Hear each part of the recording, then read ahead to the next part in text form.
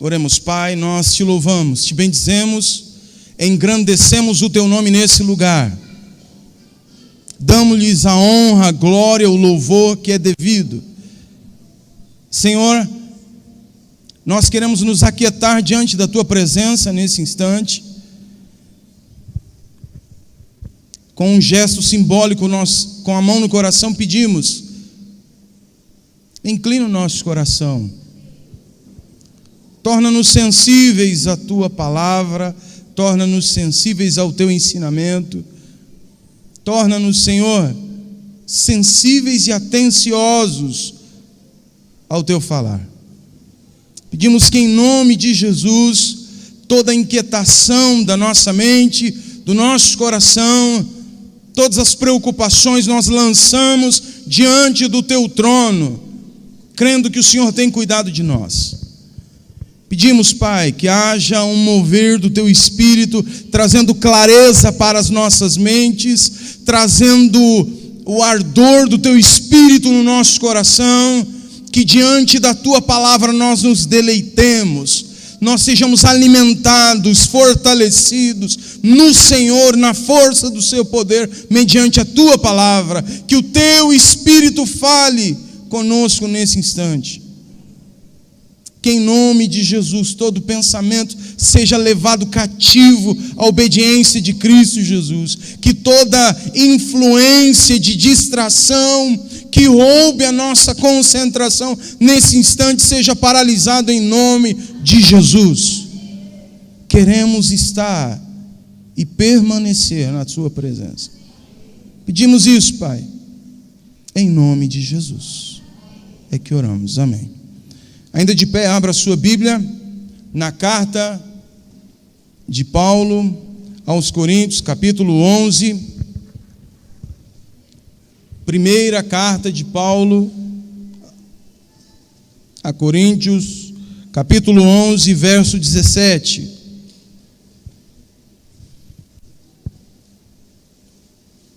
Diz assim um texto sagrado: entretanto, nisto que lhes vou dizer não os elogio, pois as reuniões de vocês mais fazem mal do que bem. Em primeiro lugar, ouço que quando vocês se reúnem como igreja, há divisões entre vocês, e até certo ponto eu creio. Verso 19: pois é necessário que haja divergências entre vocês, para que sejam conhecidos quais são dentre vocês aprovados. Quando vocês se reúnem, não é para comer a ceia do Senhor, porque cada um come sua própria ceia sem esperar pelos outros. Assim, enquanto um fica com fome, outro se embriaga. Será que vocês não têm casa onde comer e beber? Ou desprezam a igreja de Deus e humilham os que nada têm? Que lhes direi? Eu os elogiarei por isso? Certamente que não. Pois recebi do Senhor o que também lhes entreguei, que o Senhor Jesus, na noite em que foi traído, tomou o pão, e tendo dado graças, partiu-lhe e disse: isto é o meu corpo que é dado em favor de vocês. Façam isso em memória de mim. Da mesma forma, depois da ceia, ele tomou o cálice e disse: esse cálice é a nova aliança no meu sangue. Façam isso sempre que o beberem em memória de mim. Porque sempre que comerem deste pão e beberem deste cálice, vocês anunciam a morte do Senhor até que ele venha. Portanto, todo aquele que comer o pão ou beber o cálice do Senhor indignamente será culpado de pecar contra o corpo e o sangue do Senhor. Verso 28: examine-se cada um a si mesmo, e então coma do pão e beba do cálice.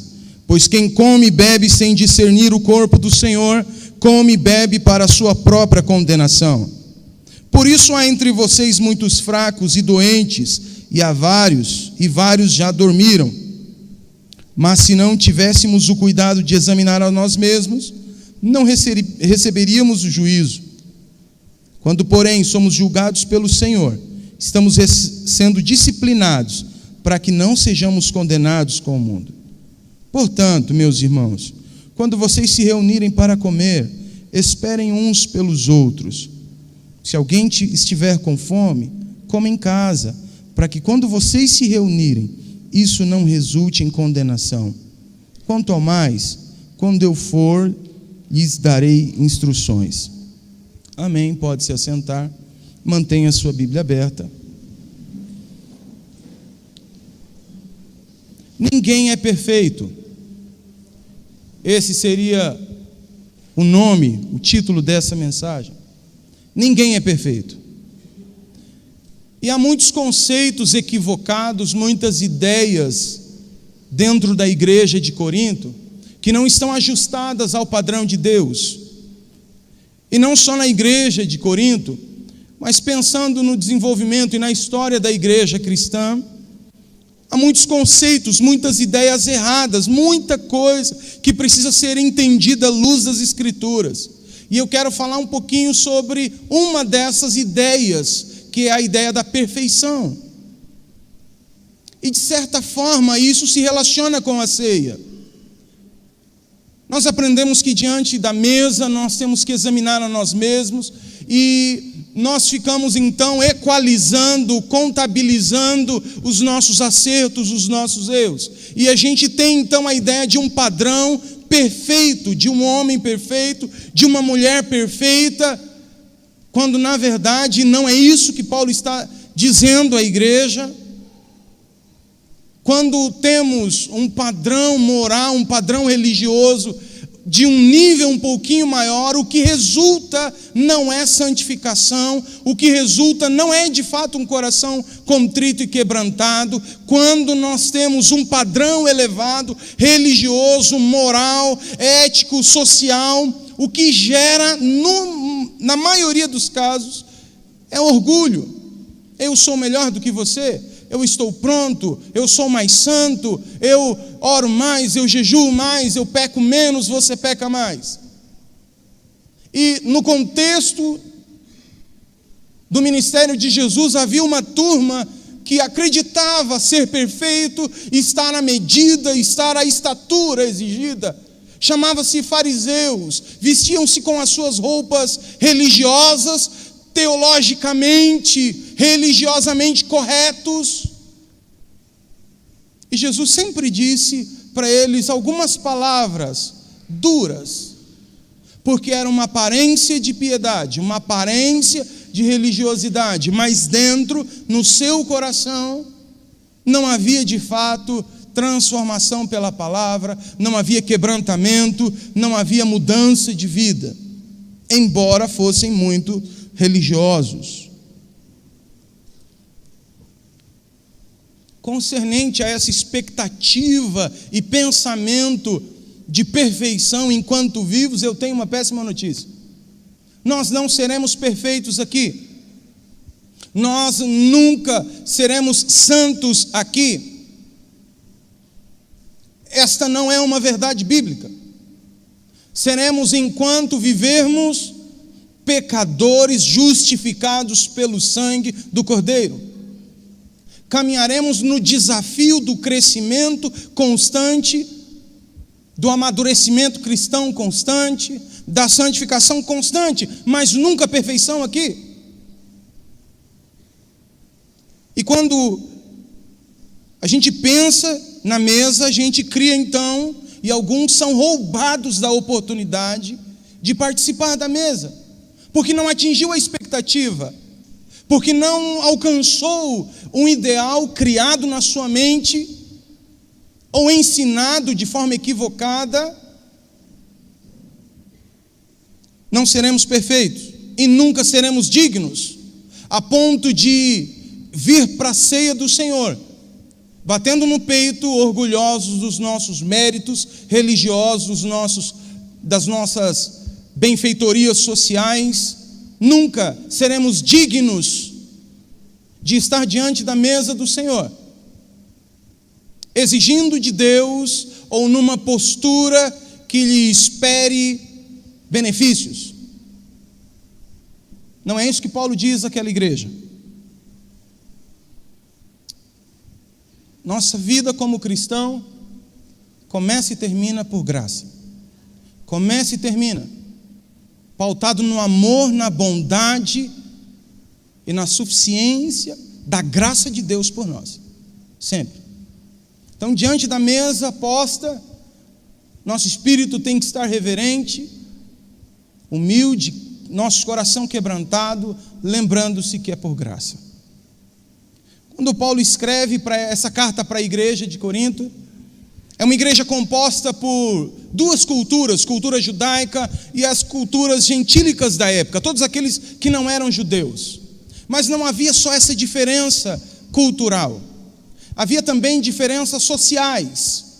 Naquela igreja de Corinto havia gente rica, havia gente de classe média, mas havia uma maioria composta por pessoas simples, viúvas, órfãos e até escravos, no contexto da igreja de Corinto.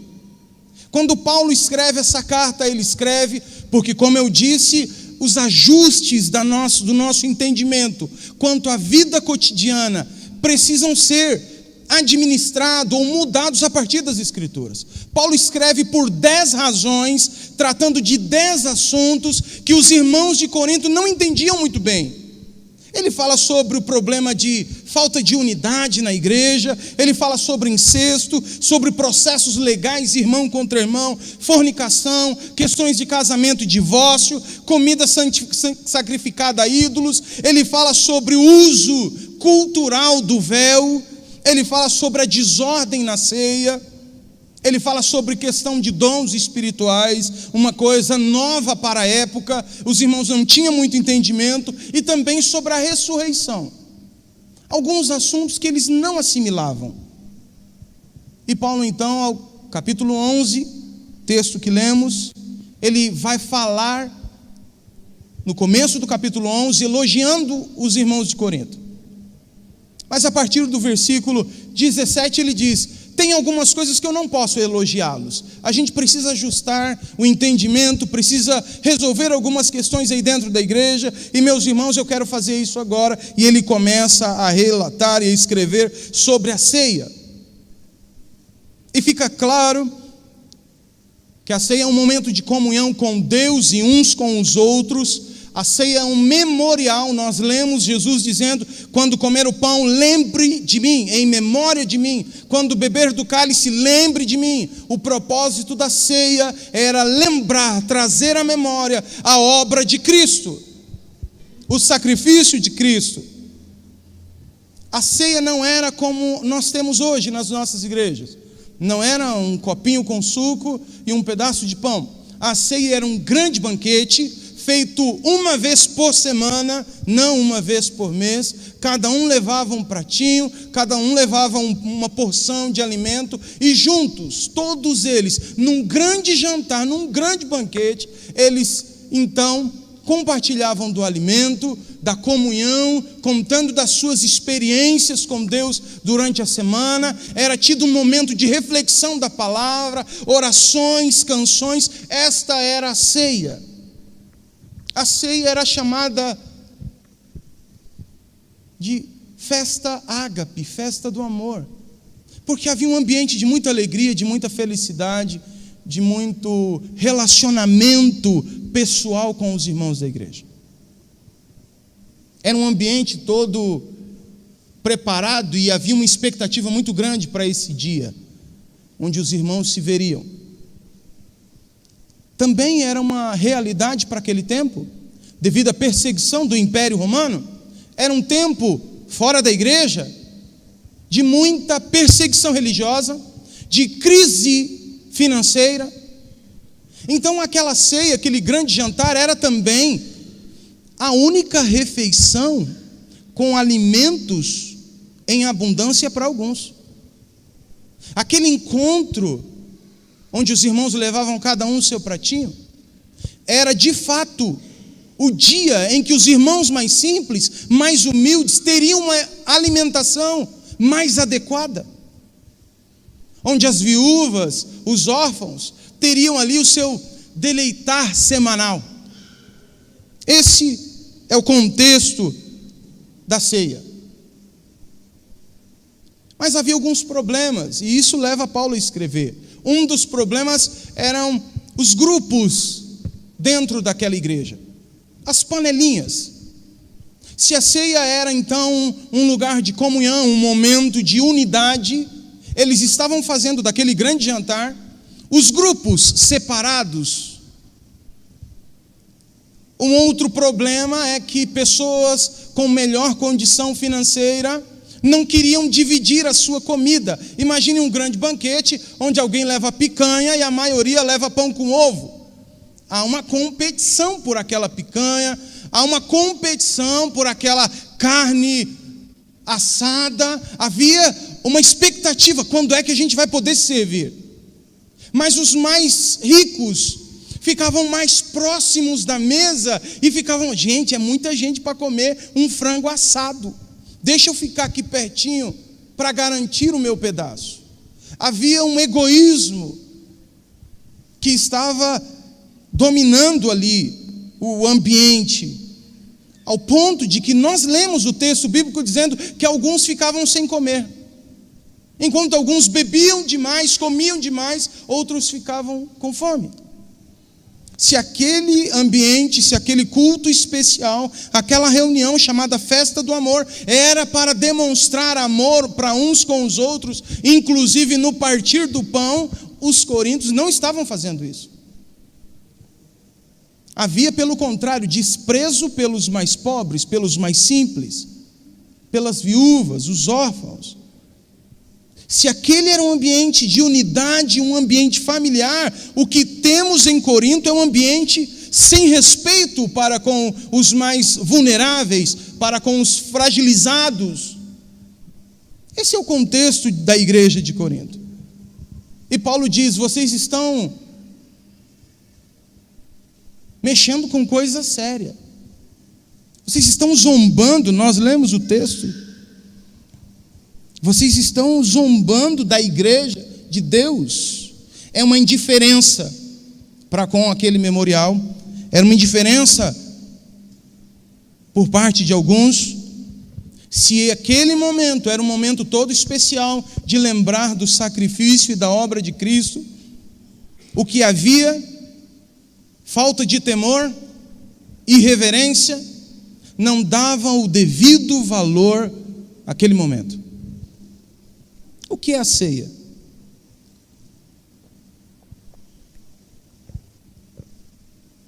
Ceia, meus irmãos, pensando em todos esses propósitos, é uma oportunidade de crescimento, é uma oportunidade de edificação mútua, é uma oportunidade de comunhão uns com os outros. Pessoas distintas, pessoas de lugares, culturas, ideias, idades diferentes, reunidas debaixo da mesma cruz, a cruz de Cristo.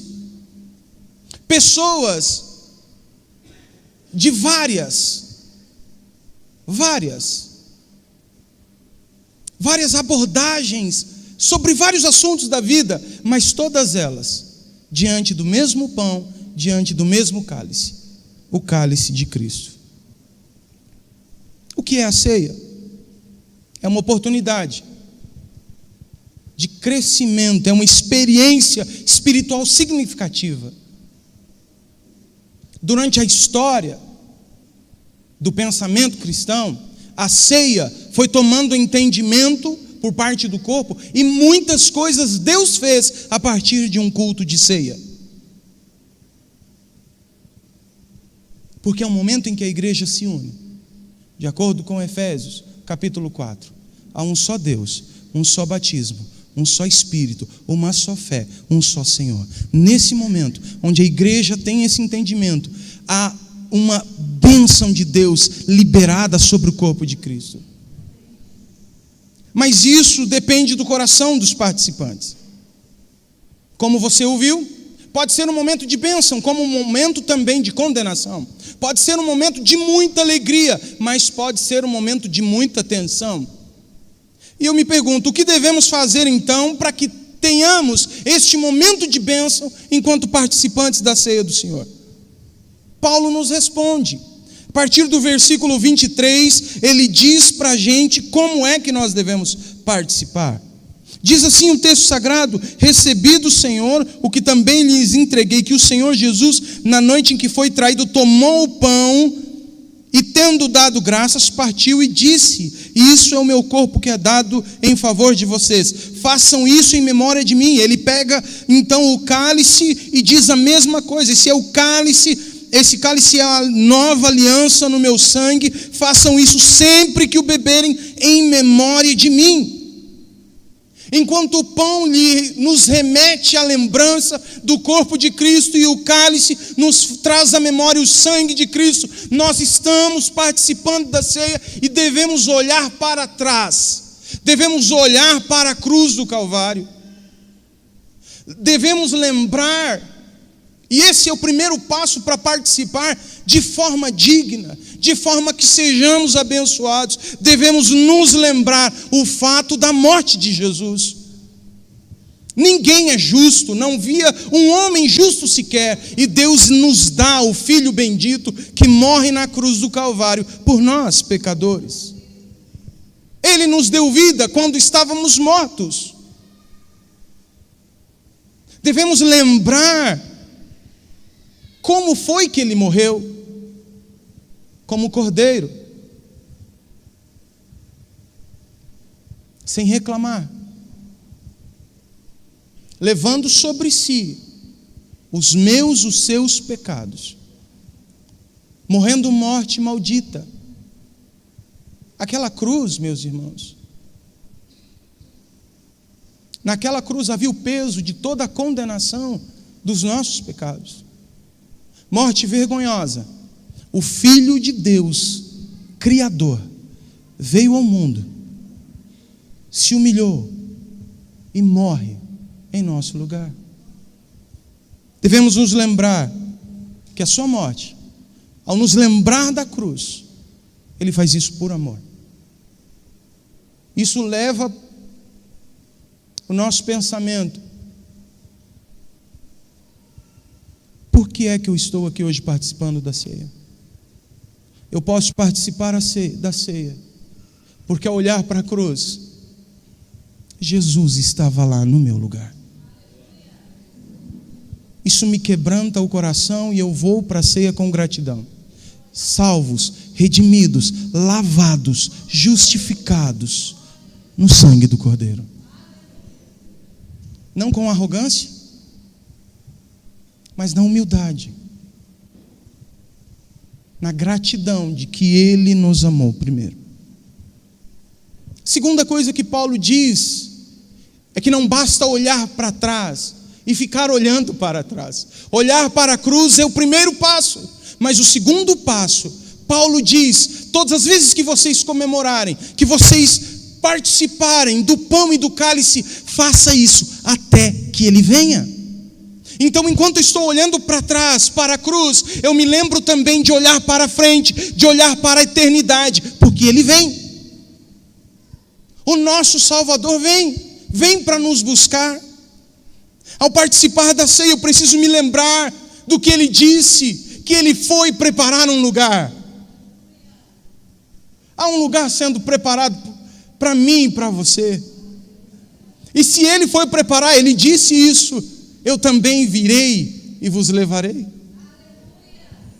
Ao olhar para frente, ao olhar para a eternidade, eu tenho que me trazer à memória qual o foco da minha vida, para onde estou caminhando. Eu não sei você, eu caminho para a eternidade, eu caminho para as moradas celestes, eu caminho para o encontro eterno com Deus. Ao participar da ceia, eu olho para trás, para a cruz de Cristo, mas também olho para frente, porque Ele vem. E eu tenho certeza, meu irmão, falta pouco tempo. Resta pouco tempo. E eu me pergunto: qual o foco da minha vida? Aonde estão os meus olhos? No hoje, naquilo que eu posso receber como herança, como bênção de Deus? Deixe-me dizer, nada do que nós recebermos aqui, por mais abençoado que sejamos, e como eu digo, por mais aleluiado que fiquemos, nada se compara com o peso de glória que há de vir. Nada. Então, ao tomar ceia, eu preciso lembrar e ajustar a minha vida aonde estão os meus olhos? Os meus olhos estão na eternidade.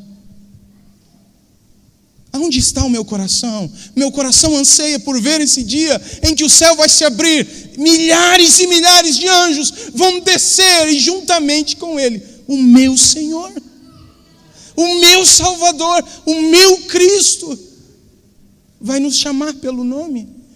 Esse é o desejo do nosso coração.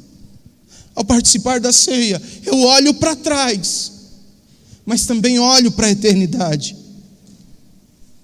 O verso 27, Paulo diz que há um outro lugar onde devemos olhar.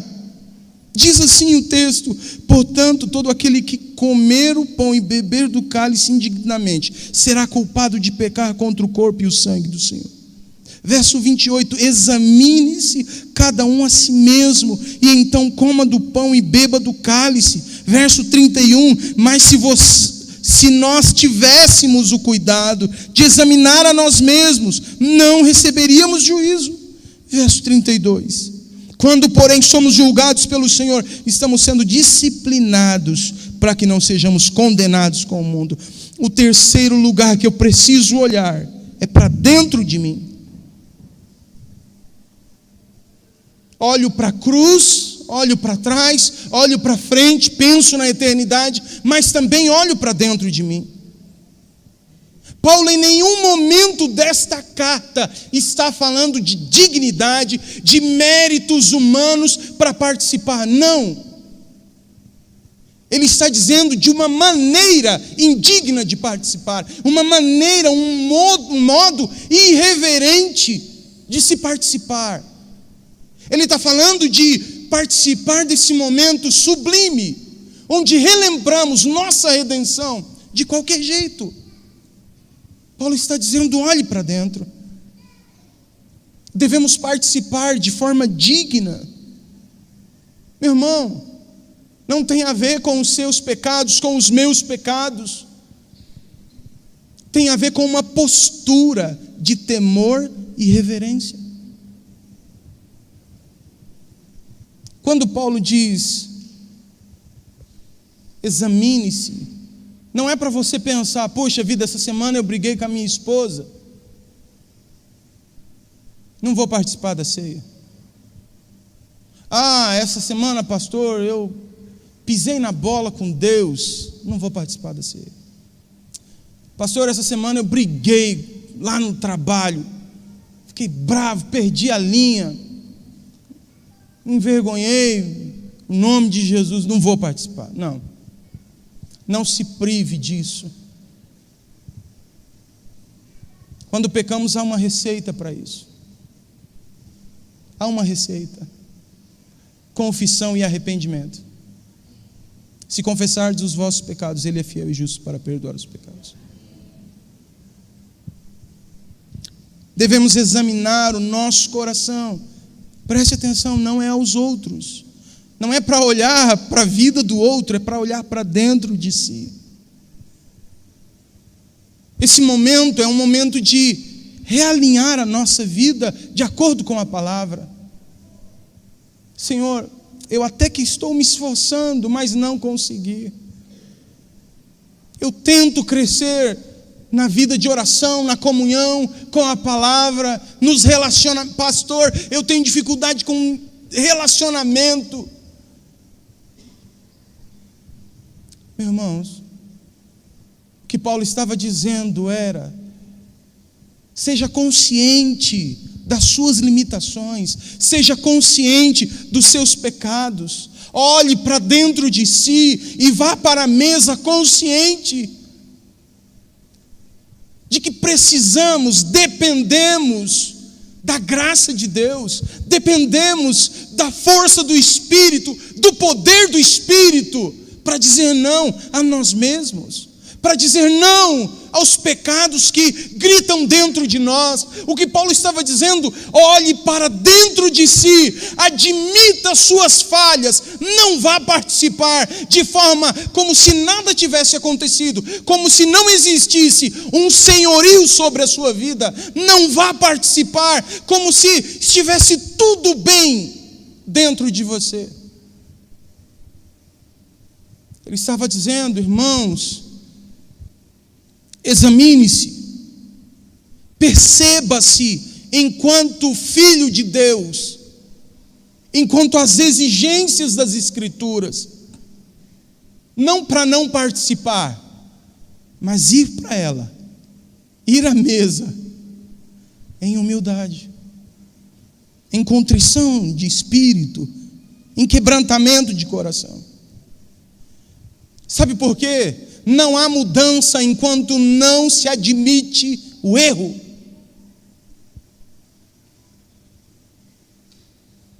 Não há pedido de ajuda enquanto não se percebe a necessidade do socorro. Paulo estava dizendo: admita para você mesmo que você é dependente da graça. Confesse os seus pecados, se arrependa e participe do pão. Mas Paulo diz também de um quarto olhar, verso 33. Portanto, meus irmãos, quando vocês se reunirem para comer, esperem uns pelos outros. Se alguém estiver com fome, coma em casa, para que quando vocês se reunirem, isso não resulte em condenação. Um quarto olhar: o primeiro é olhar para trás, olhar para a cruz, me lembrar do sacrifício de Cristo. Olhar para frente, olhar para a eternidade, porque Ele vem. Olhar para dentro de mim, mas também olhar para o lado. O grande problema daquela igreja era que faltava amor uns para com os outros. Olhar ao redor não é para criticar, para apontar, para condenar. Olhar ao redor é para perceber a vulnerabilidade alheia, para perceber a necessidade alheia. Perceber como posso ser instrumento de Deus para abençoar o outro. É muito fácil, deixe-me dizer uma coisa, é muito fácil olhar para um pedaço de pão e representar ali mentalmente o corpo de Cristo. É mais fácil olhar para o pão e pensar no corpo de Cristo do que olhar para o irmão e entender que ele é corpo de Cristo. Nós temos muita facilidade em nos relacionar com Deus, mas é claro, o Senhor é bom, o Senhor é santo, o Senhor é perfeito, o Senhor é grande em misericórdia, o Senhor é grande em bondade, o Senhor é grande em paciência. É muito fácil se relacionar com Deus. O difícil é quando isso sai da esfera homem-Deus para homem-homem. E o que Paulo está dizendo para esses irmãos, esse é o X da questão. Nos relacionamentos entre vocês, as coisas não andam bem. É cada um por si e Deus é meu. Paulo está ajustando aquela igreja no entendimento quanto à ceia. Ao participar da mesa, é a mesa da família, é uma reunião familiar, onde todos têm um só Pai. É a mesa da demonstração do amor, onde eu tenho um pouco mais, eu ponho, e você que tem um pouco menos participa do mesmo jeito. Deixe-me dizer algo. Naquele culto, um grande banquete, pessoas vivendo com o mínimo e esperando participar de uma boa refeição, junto com os irmãos. E ali, naquele momento, pula de dentro para fora o egoísmo, o orgulho, a discriminação, o desprezo. E eu me pergunto, a ceia que deveria ser o momento, a festa do amor, deixa de ser. Porque quem ama cuida. Quem ama se preocupa. Quem ama chora junto. Quem ama suporta e dá suporte a quem precisa e quando precisa. Quem ama respeita. Quem ama perdoa. Pense aí você, na sua família, enquanto irmãos, enquanto crianças. Era um misto de amor, brigas e perdão, não é assim? Família é assim, irmão. Desentendimentos, mas sempre reconciliação. Sempre perdão. Porque quem ama, perdoa. Quem ama, passa por cima das falhas alheias. A mesa da ceia era para ser um lugar de respeito, de igualdade, de aceitação e, acima de tudo, entender que eu não sou único no corpo.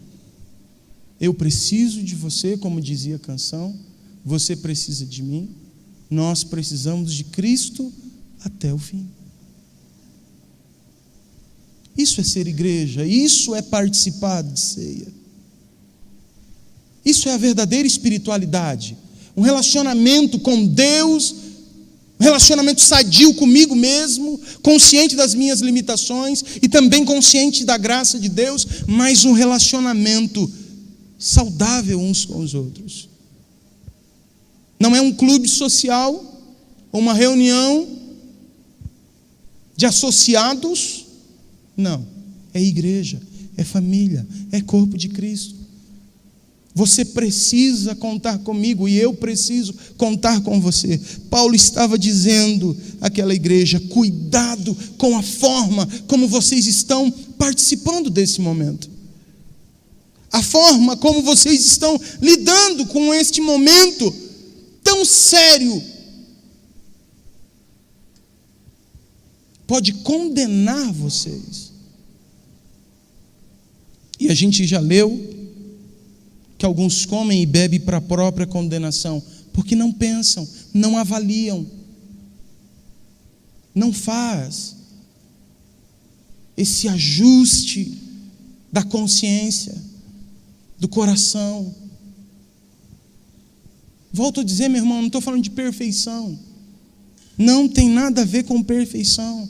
Paulo não está falando aqui com gente perfeita, gente que virou santo na terra. Paulo não está falando de gente ultra, super, mega power espiritual. Paulo não está falando disso. Paulo está falando de gente como a gente, mas de que é consciente das suas limitações, consciente da graça, consciente das suas responsabilidades enquanto filho de Deus, enquanto igreja, enquanto irmãos.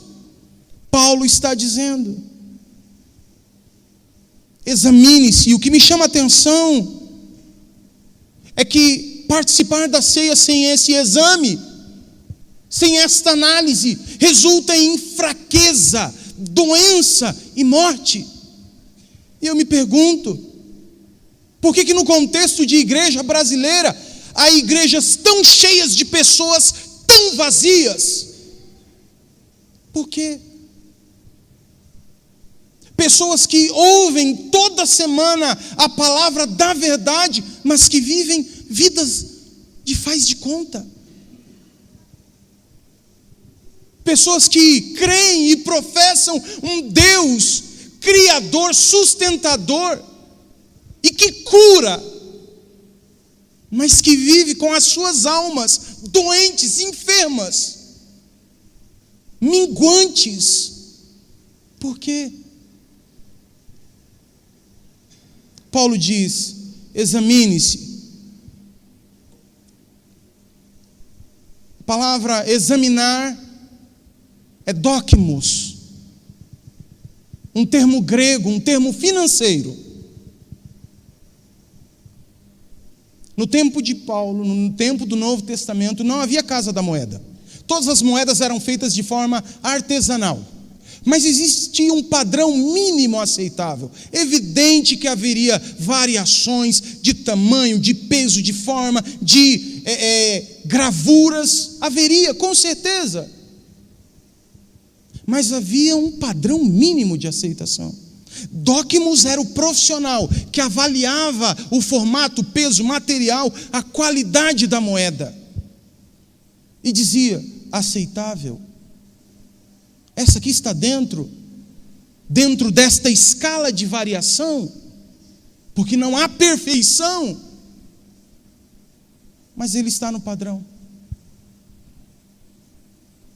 Docmos, Novo Testamento, é a junção de fé em Cristo Jesus como Salvador e Senhor das nossas vidas e integridade. Integridade não é perfeição, integridade não é ser 100% correto. Integridade vem de inteireza, de ser inteiro, sem divisões.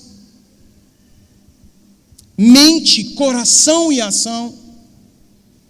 Não é uma aparência, um terno bonito, um vocabulário perfeito, um diploma teológico, mas um coração distante de Deus.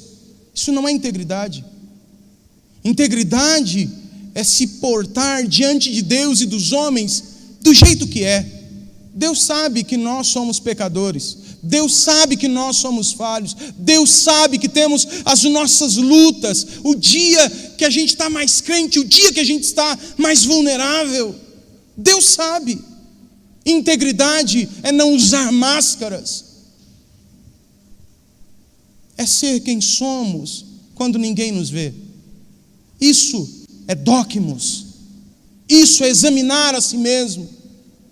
É antes de participar do pão, é perceber. E, meu irmão, se você for se escandalizar, eu sinto muito, mas esse pastor que vos fala é um pecador. Eu sou pecador. Eu tenho minhas lutas, eu tenho meus embates. Nunca neguei isso para Deus, nunca neguei isso para mim mesmo e nunca negarei a nenhum dos homens. Eu sou um grande pecador que foi lavado e remido no sangue do Cordeiro. Busco a ajuda de Deus e dependência do Espírito Santo para caminhar de acordo com a sua palavra. Tenho consciência limpa e tranquila para ir à mesa do Senhor, tomar o pão e o cálice, sabendo que foi graça, que foi amor, que não é mérito, mas que eu tenho responsabilidade.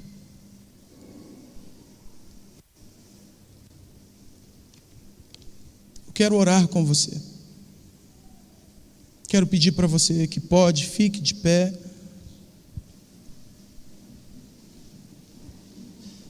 Nós vamos participar da mesa. E o que precisamos é estabelecer a nossa vida como filhos de Deus nestes 4 pilares que Paulo orienta essa igreja. Ao participar, olhe para a cruz. Lembre-se da cruz de Cristo. Lembre-se do que Deus fez por você. Que o Espírito Santo te ajude a trazer à memória onde é que você estava quando Deus foi ao seu encontro. Quem era você? Que o Espírito Santo traga na nossa memória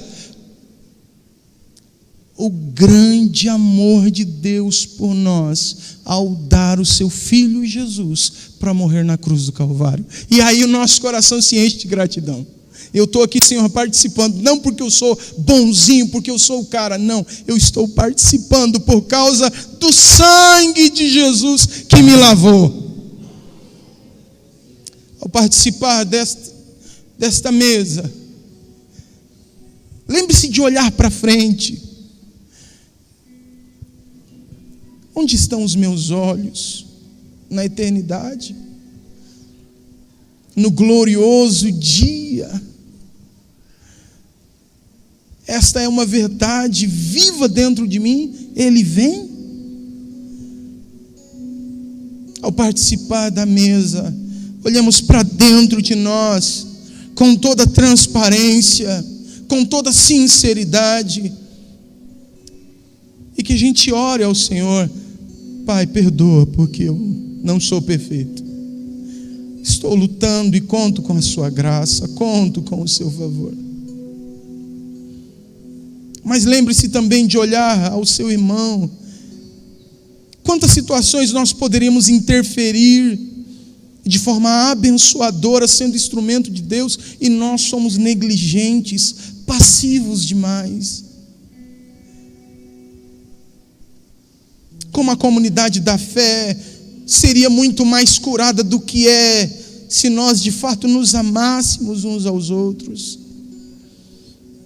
Ao participar da mesa, lembre-se que você é parte de um grande corpo, o corpo de Cristo, e que você tem responsabilidade, eu tenho responsabilidade em amar, cuidar uns dos outros, até o dia de Jesus voltar.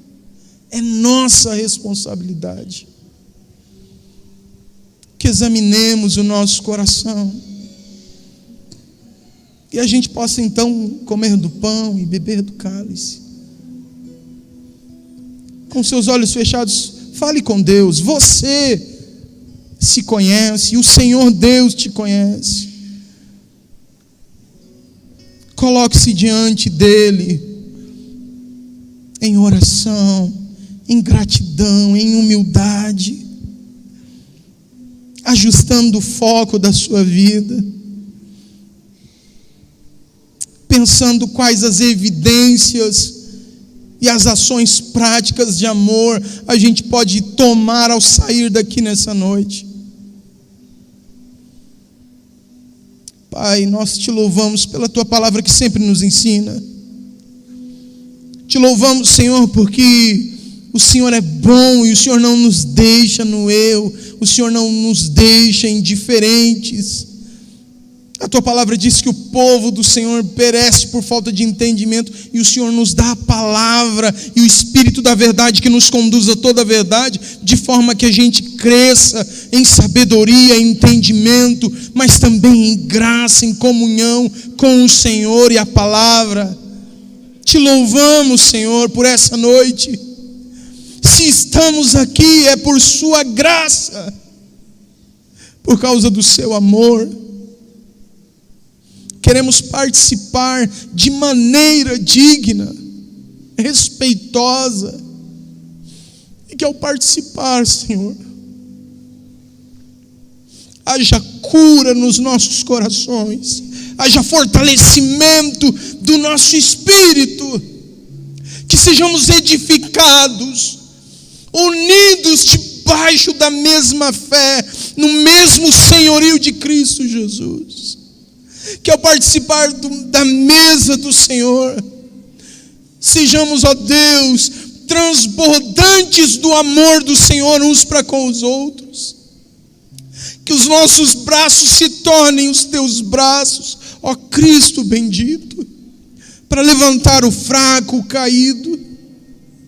Que as nossas mãos sejam as mãos de Deus, indo em socorro àqueles que clamam.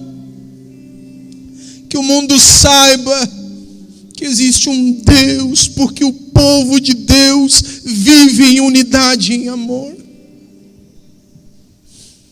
Senhor, em nome de Jesus, esse é o nosso clamor, é a nossa oração. Ajuda-nos a convergir fé e prática. Faz isso, Senhor. Que a gente aprenda a viver essa grande família, a família da fé, a família que vai morar no céu. Te louvamos, Pai. Pedimos isso, Deus, em nome de Jesus.